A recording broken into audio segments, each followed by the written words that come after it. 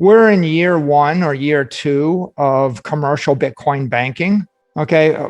We haven't even what's the date? It's like the early part of August. Our first Bitcoin acquisition was August 11th or something like that. So we're not even 1 year into it. And I think when you get to 3 to 5 years into the world of Bitcoin banking, the security issues, the regulatory issues, the due diligence issues. Can you show me a Bitcoin bank that's taken $1 billion of Bitcoin and generated yield consistently for 10 years in a row without any kind of mishap? No. Sounds How about 5 years? How about 3 years? Sounds like somebody with experience, right? You've been on both sides, right? So I get it. Yeah. So the point really is you're taking 100 times as much risk and it's 10 times as complicated to get 5% more. So let me turn it around a different way. If I'm going to go ahead, I wouldn't take 100x more risk, okay, to start with, right? That as a fiduciary, that doesn't make sense. Let's assume that it wasn't any risk. It was just 10 times harder. Well, why would I divert the time of my legal team and my finance team to go jump through 10 times as many compliance, accounting, security, regulatory, and process hoops when I have other things I could do at the time? Why don't I just go and raise another $1 billion and buy Bitcoin that's been yielding 120% a year for a decade? Wouldn't it make a lot more sense to leverage up or to acquire more of the thing that's going up 120% a year than it is to divert everybody in order to get it to go up 123% a year with 100 times as much risk and 10 times as much complexity? So it's let me offer a different example.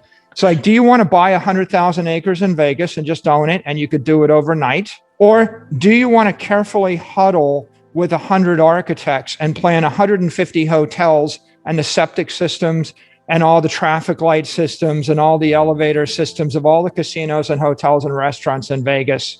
You're the king of analogies. I love it.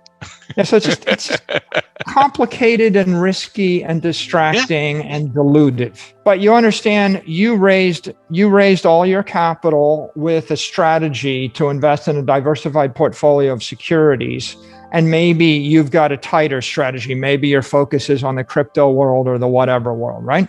Well, my strategy is to run an enterprise software company that builds the world's best business intelligence software. And my second strategy is to acquire and hold Bitcoin.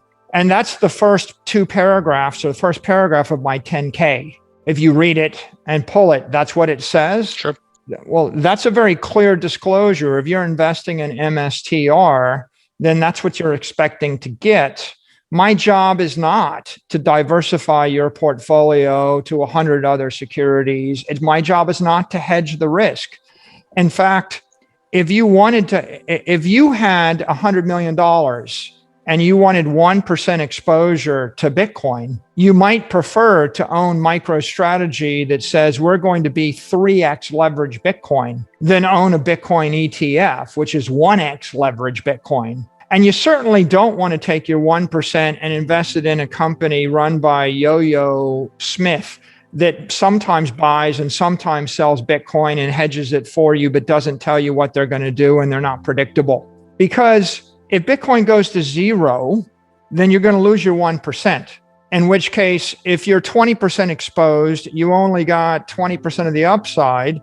If you're 1x exposed, you got the full upside. And if you're 3x exposed, you got 3x the upside. So you understand the number one question is, what exposure am I buying? I'd rather own the company that's got the most exposure. And the second is, do I trust them and do I understand their strategy? I don't really want someone that's flaky, that's going to change their strategy and blow with the wind, because it makes it impossible for me as the portfolio manager to construct my portfolio rationally. If you're in the aluminum business, I want you to do aluminum. And if you're going to be in the timber business, I want you to buy timber. And if you're in the Bitcoin business, I want you to buy Bitcoin. And the one thing I don't want to read is, well, the company may or may not buy it, and they may hedge it if they get worried about it. And they, they're not quite sure, right? Because I mean, if I wanted an uncertain, security or an uncertain outcome, there's a lot of ways to get an uncertain outcome. I want to know what I'm buying. That's why you put it up front. And I think from an investor relations point of view, our job is to have a strategy and execute the strategy with clarity and consistency. And I think from a securities point of view, that's definitely the safest and most responsible way to go about it, right? If you're unpredictable, that creates complications down the road. I think everybody underestimates the success and the value of Bitcoin, and they overestimate everything else. Bitcoin is 10 years old, successful proof of work system. It's not clear to me, you've only got two things in the blockchain that have been deemed as property or commodity, Bitcoin and Ethereum. There's only two, but there's only one of them that has a consistent strategy for the next decade and a consistent path for the last decade, and that's Bitcoin, right? So I think it's pretty important to understand that Bitcoin is pretty much the most predictable thing in the entire blockchain universe. Everything else is uncertain. There's massive technical uncertainty, security uncertainty, legal uncertainty, execution uncertainty. And I think people overestimate, right, the certainty or the value of everything else. I think they underestimate the value of Bitcoin. People ask me if are you going to diversify? And my point is, the most diversified strategy you could take is own all the Bitcoin. Every single time you buy something other than Bitcoin in the blockchain system, you're actually assuming a whole basket of new risks that you didn't even know you assumed.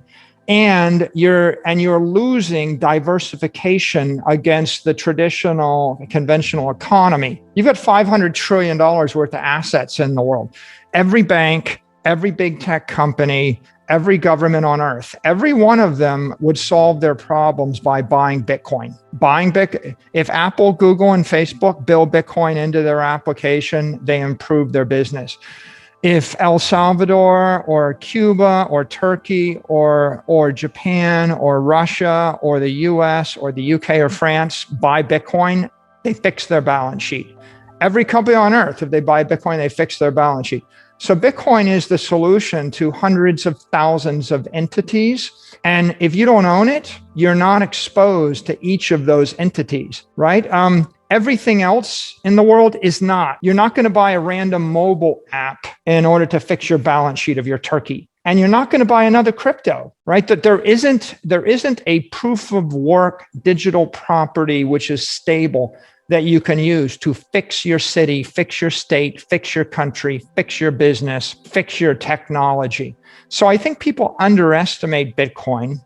I think they overestimate everything else. And you're either going to invest in conventional equities, and conventional equities have equity risk, and they have all sorts of a stack of employment risk, tariff risk, transport risk, execution risk, competitive risk, et cetera. There's a ton of risk there. And I think that when you get into the blockchain area, there's just a huge stack of risk. So I think people typically, they underestimate all the risks of not buying Bitcoin, and they're underexposed. I think that's the number one thing that I think people don't have right now. They should be more exposed to Bitcoin, less exposed to everything else in the world.